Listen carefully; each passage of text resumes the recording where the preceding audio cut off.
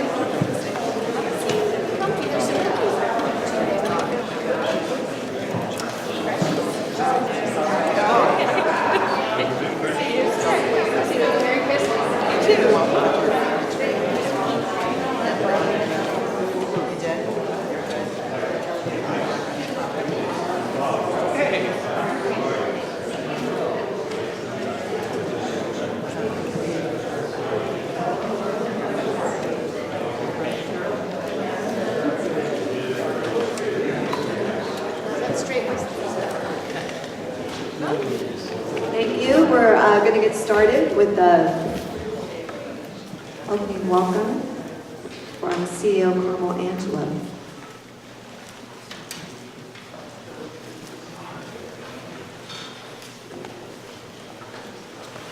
Thank you, Tammy. So good evening. I'm Carmel Angelo, Mendocino County CEO, and I wanted to thank everyone for being here this evening. When I walked in, you know, for those of you that have been with us from the beginning, or shall I say, all of us who have been with you since the beginning, I think it's a good sign that there are less and less people at the community meetings. I hope that it really means that people are getting their needs met. We certainly have a lot of people on the ground helping you. So what I like to do is I like to say, all of our state and FEMA partners, could you just raise your hand? State and federal is more than FEMA.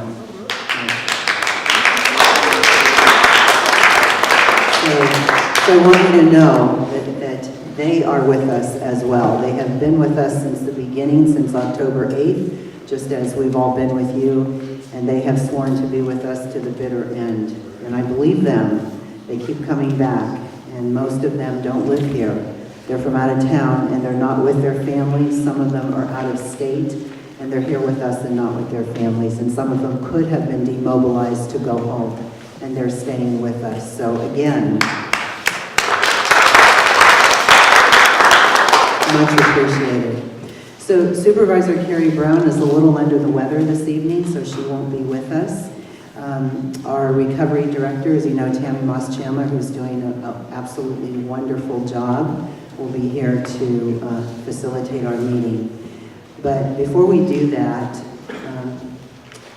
I want to bring up Marty Olheiser from Mendocino Redwood Company. I know I'm looking right at him. Where is it? There he is. Marty, please come up.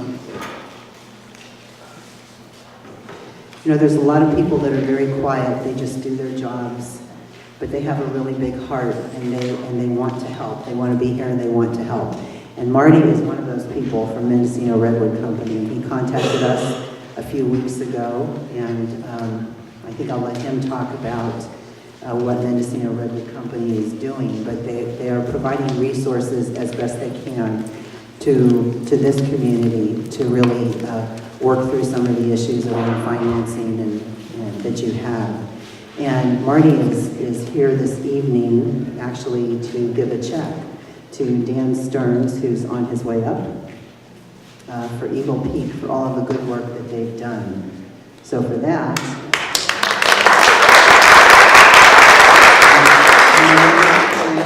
can I ask you to say a few words? Sure, absolutely. Well, I was raised in Ukiah. I left here in '64 And I do come back occasionally because my work is here now with Mendocino Forest Products and Mendocino Redwood Company. Unfortunately, I'm here tonight on circumstances that aren't very fun for anybody. So I'm sorry for all of you folks who have lost your properties, but you're here. That's a good thing. We can rebuild the properties and the community, and we, Humboldt Redwood Company and Mendocino Forest Products and Mendocino Redwood Company, I'm probably confusing you all these names. We're all the same ownership, want to participate in rebuilding this community.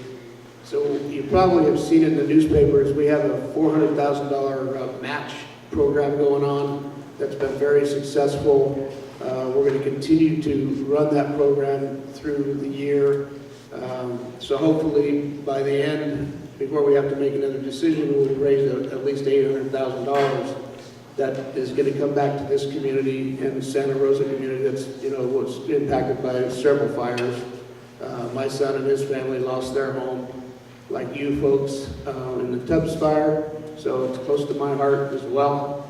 Anyway, I'm not going to labor on here. What we'd like to do is, we've just presented Dan with a check for $7,000 to build a theater system. I'll let him talk about that because I don't know that much about it, but hopefully this is a start to getting this community and the school back on track. So thank you very much for having me.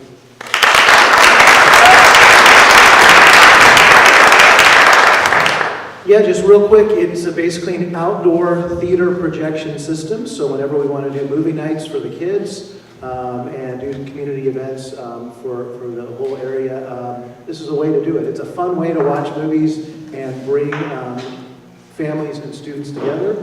For example, we do an astronomy night every single year. So to supplement that with some video content outside is going to be awesome. It's going to be a really cool thing. I'll invite you, Marty, when we have the first event, once it warms up a little bit. So really appreciate just the generosity, again, from your companies to the Peak School. Thank you. Thank you, Carlo, for a nice introduction and all the work you're doing. All right, so Tammy, if you want to take over, that'd be great. Thank you.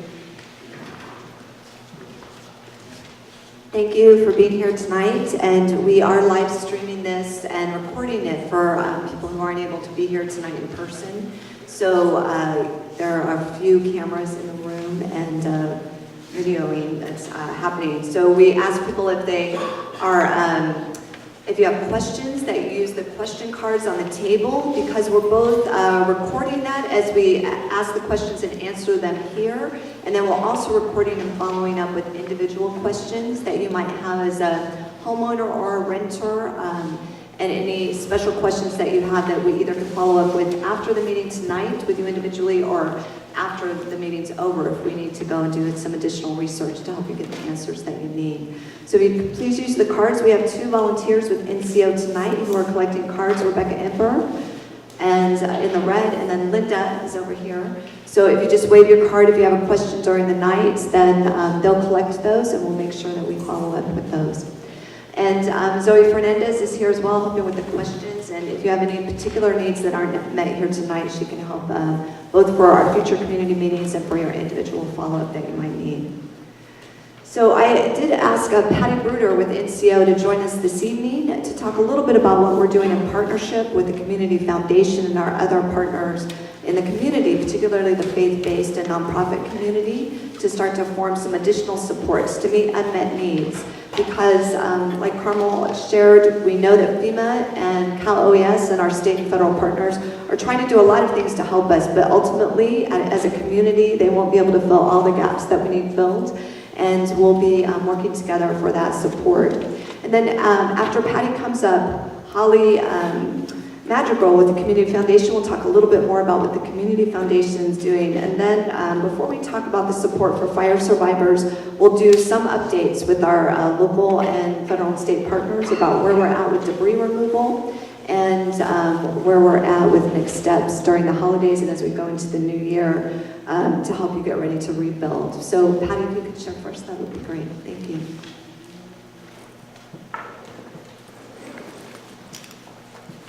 Well, hello everyone.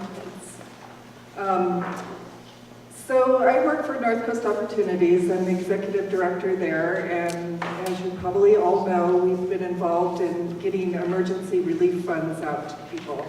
And as we wrap up this phase of our effort in the fire, it's now time to look at long-term recovery. And in the disaster world, there is such things as long-term recovery committees, and we have named ourselves the Redwood, we just named ourselves the Redwood Fire Recovery Team. It's so hard to remember that. And this is a group of agencies, faith-based people, and others that have muscle, money, and materials that can help the fire survivors. And the idea of the Long-Term Recovery Committee is really focused on individuals and families and giving support to people for what they might need in developing a long-term recovery plan. It's where some of the funds that are still available will be looked at to assist people with gaps in some of their financing or needs, and there'll be a priority given to who we can serve and how we will go about that. And those kinds of that is in the process right now. This group is probably about 30 people strong at this point, and we have a chair of the committee, which is Megan Allende from the Community Foundation. I'm the vice chair, and Tammy Moss-Chandler is the Mendocino County Leadership Liaison. And then we have a steering committee that will be working with this group as well. There's 9 committees right now in this long-term recovery, and one is finance and fundraising. There'll be an ongoing effort to continue to raise funds. We'll look for grants that might be able to help support different projects in the community, and depending on what the needs are. There's a materials donation committee, and people will continually look for donated goods that may be able to assist people. There's a construction committee, and the construction committee's one of the main focus of the construction committee is to mobilize volunteers and materials for rebuilding. There is a group that is working with our long-term recovery, Hope City, that rebuilds houses using volunteer labor, and they need the materials paid for, but the house itself, the building, is done by them. And so people that are eligible for that service, it's a really great service for some families. There's also sort of a subcommittee of the construction committee that's looking at how do we utilize our training programs as a way of assisting with rebuilding. And so there's people that are exploring those options. There's a housing committee that's looking at housing stock in the community, and that committee is going to have to get really, really creative in trying to figure out what is out there for people. We totally know that there is hardly any housing around. We have a survivor emotional and spiritual support piece to this, and that group is really looking to make sure that there's services available for people that need that sort of support. There is a people-to-people committee, which is looking at matching people with fire survivors to be able to assist them as time goes on with helping with needs. There's a communication committee, and one of the very highest priorities, I think, of these committees right now is the case management committee.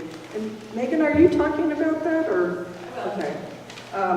So I won't go into depth about what the case management committee is doing, but that committee is devoted to all of you in looking at how they can assist with needs. And then there's what's called an unmet needs committee, and that committee will be a committee that will look at once case managers have looked at people's situations and know that there's some gaps that they need assistance with, they will bring it to the Unmet Needs Committee, and the Unmet Needs Committee can help disperse some of the funds that we have through the Community Foundation and other sources. So I think that the main piece of this is for you to know that as a community, we are there for you, and we are trying to figure out how to provide services and meet needs. We're not going to be able to meet every need, and it's a learning experience for all of us. You may come in and ask questions, and we might not know the answers, but we're dedicated to helping you figure out where you can find those answers. So it really is just to know that you're not alone, and we're all in this together, and we will continue to work and probably be working for years to come. So we have Holly Magical now, who is going to talk a little bit about the Community Foundation Fund.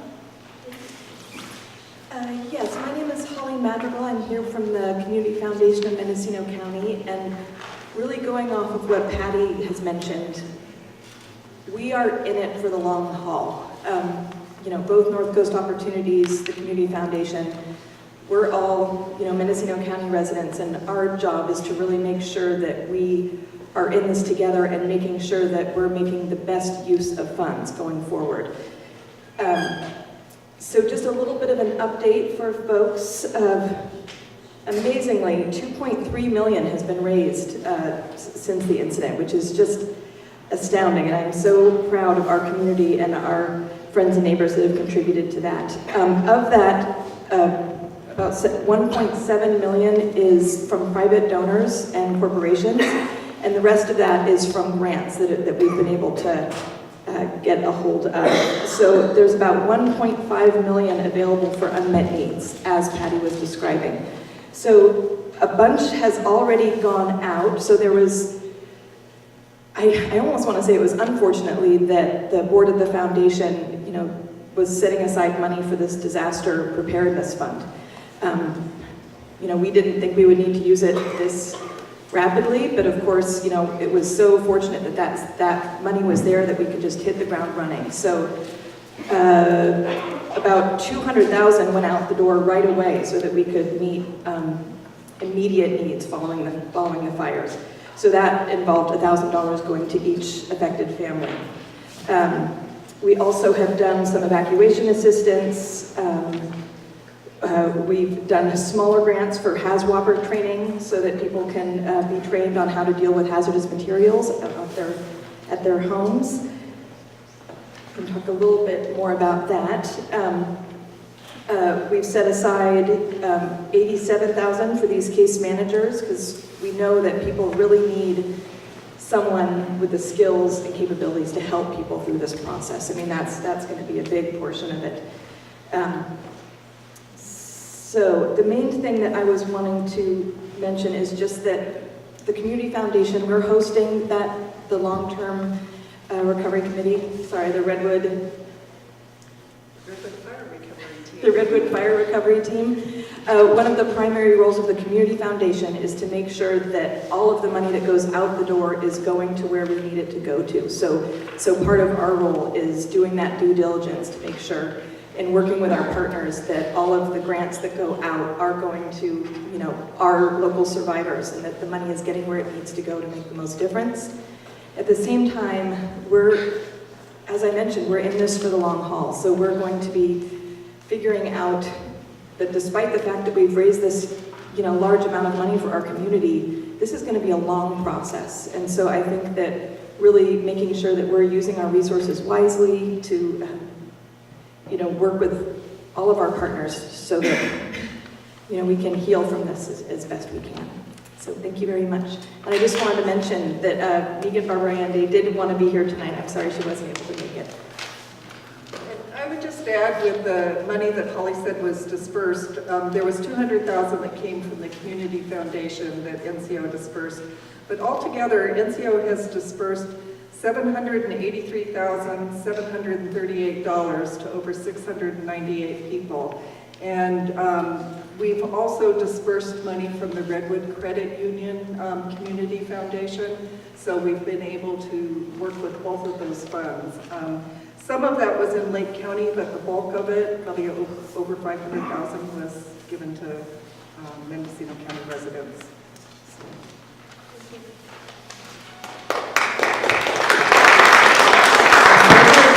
Maybe over here. here to let you know that if you have lost your home and you have not picked up a gift bag yet, please be sure to do that tonight.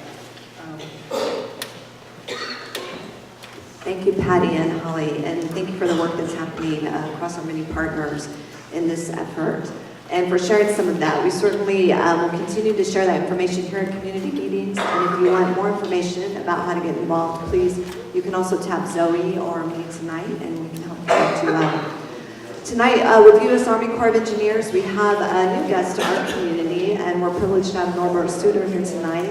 And he's with the U.S. Army Corps of Engineers. He's working directly for the commander and helping in Sacramento with the cleanup. We know there's been a big transition with U.S. Army Corps of Engineer cleanup in the last 10 days here in Mendocino County, as the contract with ECC is ending, and Ashbridge is the primary contractor now. So there was a ramp down of some of the work that ECC is doing and a ramp up of work under Ashbridge as the primary contractor. And US EPA has continued to do the asbestos cleanup, so we know that's caused questions for people. And so here tonight is also Rick Britzman, who's our local government liaison, to answer any questions you have. And I've asked Norbert to please give an update on where we're at with debris removal and cleanup. Good evening. My name is Norbert Suter, and I do work for the Corps. I work directly under Colonel Ray, who's in charge of the operation for the Corps of Engineers. I have a few statistics for you this evening.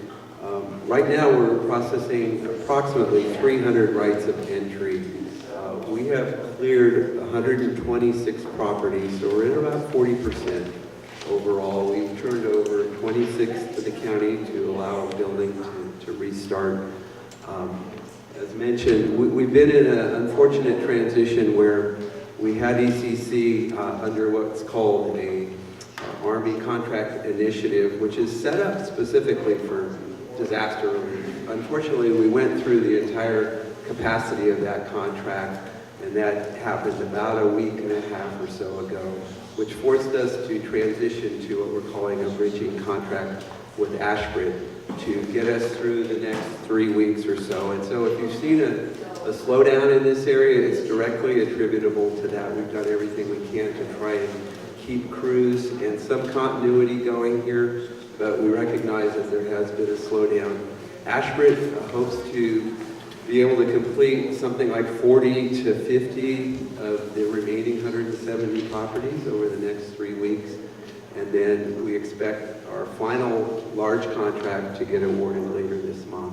And that will get us through the rest of the entire work here in this county. We've been promising a January 15th date for all parcels. Because of the slowdown, that's going to slip a few, probably 10 to 12 days. We apologize for the inconvenience, but it was just one of those things where we've tried to bridge and keep work going, but it has had a slight impact on our ability to bring on crews. By early January, we're expecting at least 15 crews in this county, which should be able to finish up anywhere from 4 to 5 parcels a day. So we really are going to push hard to get that final contract in place. We're supported here by a great staff. Hopefully many of you have met Bo Adams, our resident engineer. She's got a dedicated crew here that are working over the holidays all the way into January. We've been able to ask, and she has accepted. Mo has a stay all the way through until this community and this county is completed. So we think that's a really good news story for continuity. I understand there were some issues with some of the stormwater prevention measures that were taken, and what I heard from Rick yesterday is we've gotten past that, where we now have an agreement and an understanding with our contractor that all parcels, when they're completed, will be left in a condition that is acceptable as far as stormwater runoff prevention. So that's pretty much the statistical part. I think Rick and I will stick around after the meeting if there's any specific questions anyone has. We're, like I said, at 126, which is about 40% of the overall. We think within the next 2 to 3 weeks we'll be at 60%, and then that last few weeks in January we'll knock out all the remaining parcels here in Mendo. There is, I believe, one parcel, maybe, I think just one, that is inaccessible currently because of a burnt bridge. We have an initiative going right now to put in a temporary bridge to access that one parcel. So we're doing everything we can to ensure that the county is completed. Unfortunately, not by 15 January, but certainly by the end of the month. So anyway, with that, any take questions later? Okay. All right, thank you. So if you have any questions specifically for Norbert or U.S. Army Corps of Engineers, if you put him in your card, he'll be back up in the Q&A portion very shortly, and we'll be able to answer as many questions tonight as possible. We know a common question that's happening is that U.S. Army Corps on some properties are not removing everything that would be considered fire debris. And if you have unique situations with your fire debris cleanup, if you have insurance that covers debris removal, it's been made really clear actually on the state's frequently asked questions that you can use your insurance. Say there's a small shed that was in a different part of your parcel and U.S. Army Corps didn't pick that up because it wasn't where the main fire footprint was, and it's pretty far away. You can use your insurance funding to clean up that portion of debris removal and cleanup, and that won't be taken later to try to compensate for the state and federal cleanup. So we're trying to get that message out to people to know, please use your insurance. If you have other situations for debris removal and cleanup that are unique, we're trying to find possible solutions for you as we learn more about what those unique situations are.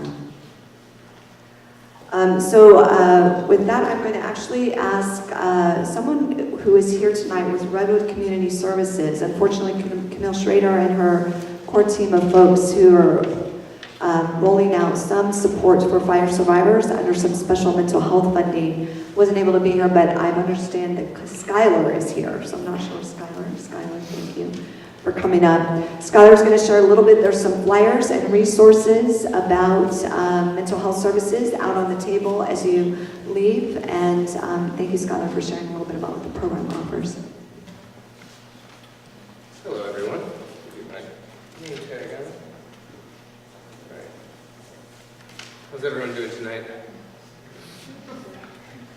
All right. To introduce myself, my name is Skylar Marcier, and I'm a crisis counselor for this new program called California Hope. I'd like to introduce my team. We've got Christine Holly, who is the team lead, Jeannie Knapp, and Maria Nieto. And so we would like to extend our hearts to everyone affected by this tragedy. So a little bit about what we do. We're looking forward to being in this community and helping everyone through this, through our new program. And it's called California Hope, as I said. So California Hope is a partnership with Redwood Community Services. And we have the ability to provide, well, first of all, we all live locally, and we really have a strong interest in the health and emotional wellness of this community. And with that said, we're able to provide crisis counseling individually and on a group basis. We distribute education and can provide tools for managing stress.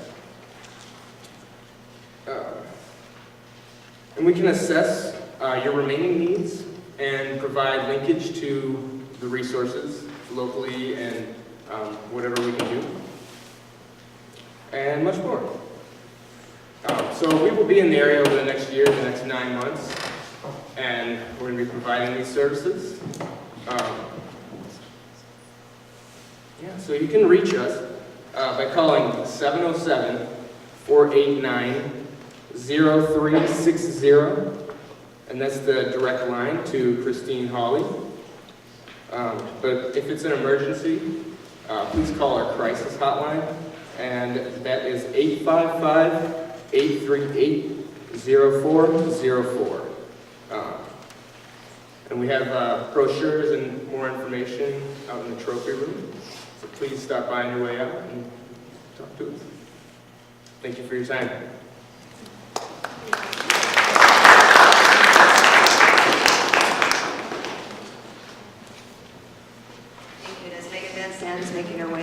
talk just a little bit. 2 weeks ago, we rolled out that the Survivor Resource Room is opening and what that provides to complement some of the services that Skylar just talked about. And I appreciate Megan coming here to continue to develop what resources we might have in the Survivor Resource Room. So thank you, Megan, for sharing.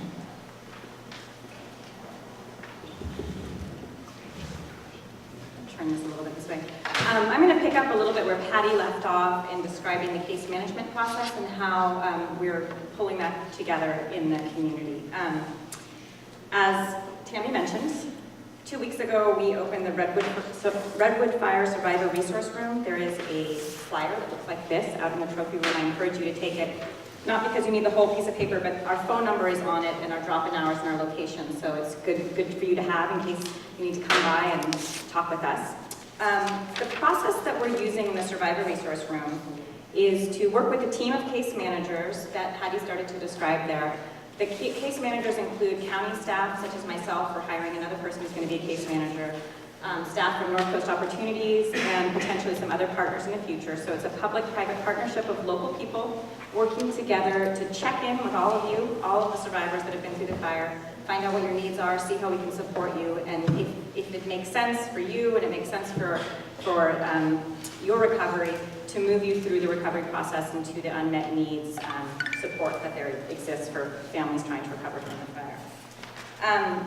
So we're starting again, as I said, by check-ins with all the families. We're calling check-ins, we're contacting all survivors. Sometimes you come in and we just check in with you when we come across you, or we're calling you to see if we can go through a quick little, it's like a little 2-page document for us, but just to get a sense of what your life was like before the fire, what your life is like now after the fire, and what kind of needs you might still have to move towards your recovery. It's taking us a really long time to do the check-ins because all of you have really unique stories, and it's taking a long time to get the full picture of your lives and figure out how we can best support you and what your goals are. So we're moving through that very slowly, but we are getting through that whole process. And you're welcome to call us and at any time and check in if you want to do so. But even if you don't, we will eventually contact you. So that process is happening through the Redwood Fire Resource Room. So you may get a call from the Redwood Fire Resource Room. There's like 4 or 5 of us working there, so it might be me, it probably won't be me, it might be anybody else who might call to check in with you. And that's your opportunity to let us know what's going on with you and how we can be of help. We won't know the answers to all of your questions, but we have very good contacts to the people who will know your questions. So we will be able to find the answers if we're not able to know them right then when you call us. The second thing I wanted to draw your attention to are 2 support groups that we put into place that are beginning in January. One of them is the flyer that says Fridays in Ukiah. It's going to be Fridays at 12 to 2. And there's another group starting on Wednesday evenings from 5:30 to 7:30. These are free 6-week sessions specifically for survivors. They're going to be led by a trained, facilitated by a trained therapist who understands and has had training in disaster recovery. And if this sounds like something that might be interesting to you, I really encourage you to think about it, find out more information about it, come to one of these support groups. I've had the honor to listen to your stories for a couple weeks now, starting when we were first at the local assistance center, and all of them are incredibly dramatic. And they're dramatic, and they're also traumatic. And what I've learned is trauma like this has an impact for months, has impact maybe for years, and it impacts your emotions. You can feel angry, you can feel overwhelmed. It also is impacting your decision making. It's really part of what your brain does to protect you from trauma. So I really encourage you, there's no shame in seeking help, no shame in seeking support. I think the kind of help that you can get from talking to other people who are going through the same thing you are can be really invaluable. So if you want to sign up for one of the support groups, you can call us to do that. You can also, if you think you're interested, put it on one of the little cards. We're not going to read your name aloud here tonight, but we will contact you and just see if that's something you're interested in. We're probably going to be doing the confirming phone calls, not next week because of the holidays, so the first week in January. We are getting a little full, and if there's enough people that are interested, we'll open a second support group, so please do let us know. We want to make sure all of your needs are accommodated. And that is all I have to say about that. If you have any questions for me, let me know, and I look forward to continuing to work with you all and having you all be part of the survivor community, because that's really our goal, to check in with you and help support the survivor community as you all work through this process. Thanks.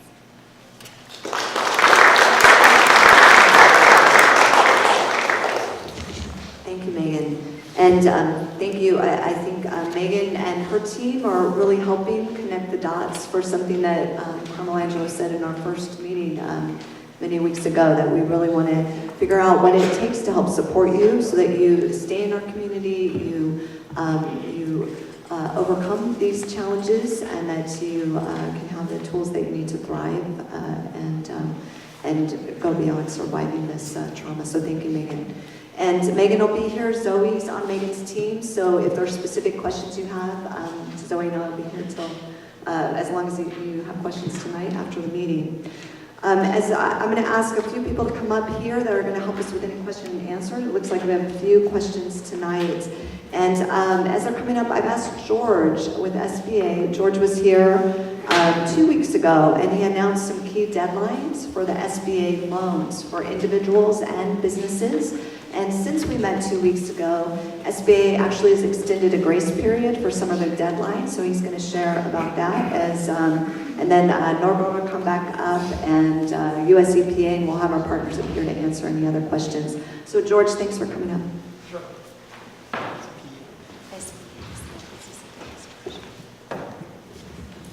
Good evening.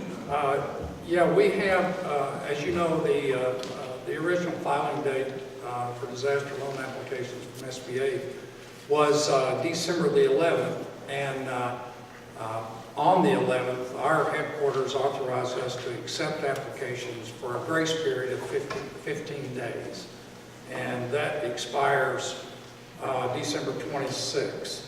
So if you've registered with FEMA and haven't filed your SBA application, you can file, but it has to be done by the 26th. So I don't know if there's anybody here that is interested in filing but hasn't yet. So you have until the 26th to do that. And I have with me over here some information, a flyer with all the 800 numbers and the websites that you would need to file those applications. It's very they're very brief, very simple. You can do it in a short amount of time. There's even a local resource center in Ukiah that you can go to as well if you need somebody local that was just talked about. So I hope that may be helpful to someone in here. So if you haven't filed and have an interest in doing so.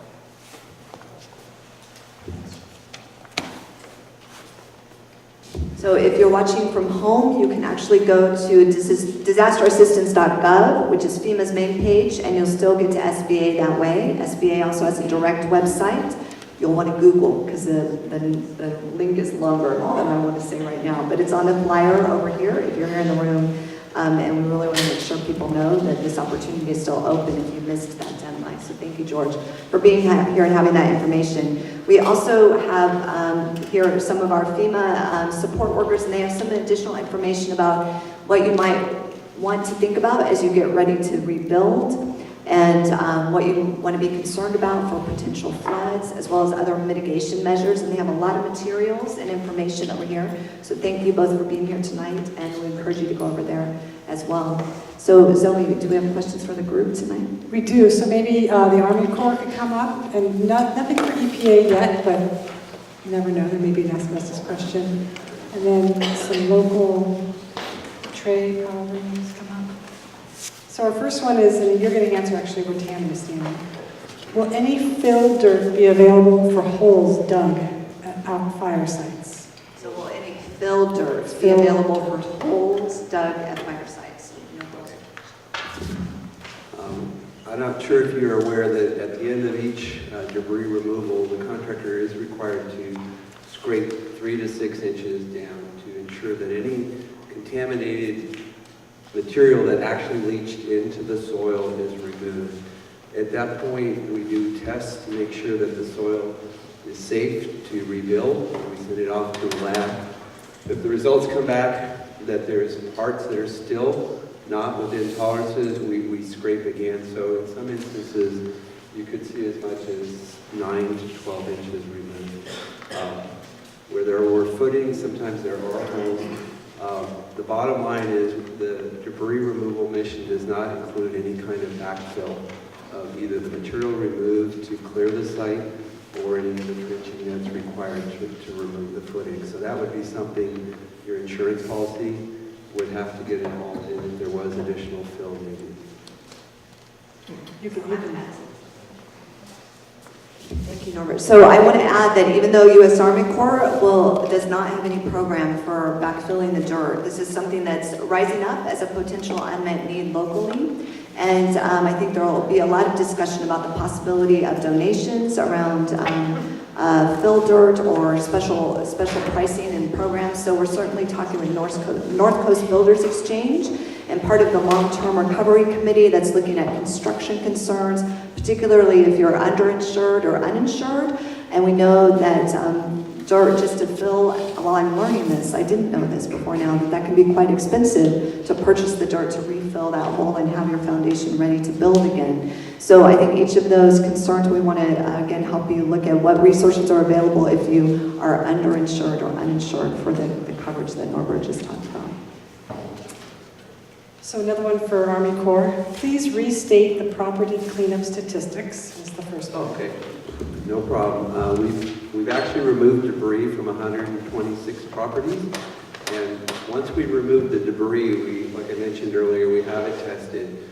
And once the tests come back satisfactory, then we send a letter to the county saying the site is now cleared and ready for reconstruction. There are 22, I believe, of the 126 that we've sent letters to the county that would free those properties up to start rebuilding.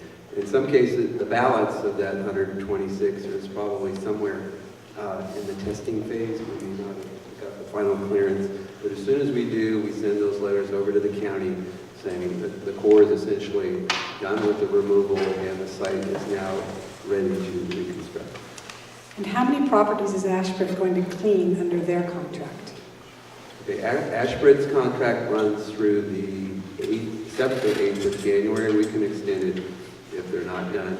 Right now, we're targeting approximately 40 to 50 additional parcels that will be cleared between now and the 7th of January, which will leave a balance of about 100, I think another 120 or so.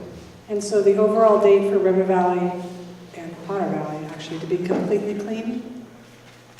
I'm not familiar with those particular neighborhoods, but the overall county would be the end of the month, end of January. Like I said earlier, it was 15 January, and we apologize for the 2 weeks late, but that was a result of having to change contracts. And I do want to say that the new contract that is in progress right now to get awarded at the end of this month, it could go to Ashbrid, it could go back to ECC, it could go to a third contractor, because there's 8 contractors that are bidding the remainder work across all 4 counties. So another question for you. Is it true that cleanup is halted due to a death at the recycling center? Yes, unfortunately last Friday, one of the truckers was killed at the Republic landfill because of the fast pace and the thousands of truck trips every day. There's over 800 workers across the 4 counties now. A lot of them coming in new, a lot of them under a lot of pressure to move material. The contractor felt it was necessary to stop all work across all the counties. They brought all 800 workers in, 200 at a time, to the Santa Rosa Community College and had a 1 to 2 hour session stressing the importance of safety and the desire of the company that nobody else gets hurt. So yes, there was a 1-day shutdown on Saturday. When can we get onto our property to remove burned trees? Well, technically, there is no prohibition for owners to go back onto their properties. We're discouraging that because a lot of the material that is in the ash debris is contaminated material. You can imagine all the plastics and the roofing material, carpet, vinyl, in some cases asbestos. So we're discouraging owners to get back onto their property until the county receives the letter from the Corps. But we have no legal right to prevent owners from going back onto their properties. But we're discouraging it until that clearance letter comes out. Thank you. No more questions right now for you. Stay nearby. Next one actually is for Trey. Any dumpsters available for debris removal, like fencing that's not removed by the Army Corps?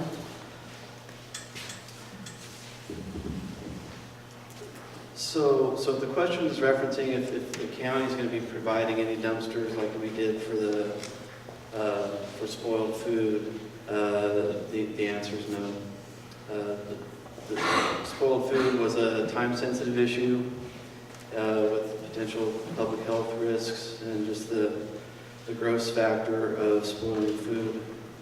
But no, if you're not in the RV program or items that aren't collected through that program, you're on your own for the debris removal and supplying any dumpsters. Thank you. If you are doing private cleanup and you have questions about which landfills would take which kind of material, you can talk with Trey after the meeting as well. He can help you navigate where to find that information about where you would take your debris to a landfill, because there won't be dumpsters there. Next one is for Bob with FEMA. How long will the DRC be open? Good evening, I'm Bob O'Sullivan with FEMA, and as far as the question is concerned, the DRC was something that grew out of the LAC, Local Assistance Center, that was up at Mendocino College for 2 to 2.5 weeks, and then it moved down to the Disaster Recovery Center down next to Rayleigh's, and that did close on December the 11th. And so the services that were offered there, we've been working closely with the county and with Megan as far as the resource room that she described a few minutes ago, to make sure that the kind of services that were offered at the LAC, DRC, are continued as much as possible at the resource room. So we're working through that transition right now, and we plan to have someone there from FEMA and be able to answer questions on a periodic basis as needed. Okay, we have another question for Bob. How many people have been housed and where? As far as the house families, we were able to place 2 families into apartments during the last week. As far as the location, I don't have the exact name, but they are in apartments in downtown Ukiah. And the efforts are continuing to identify not only those, but other resources that we can go ahead and for the families that are still seeking houses in that temporary basis. In the meantime, those efforts will continue for several months.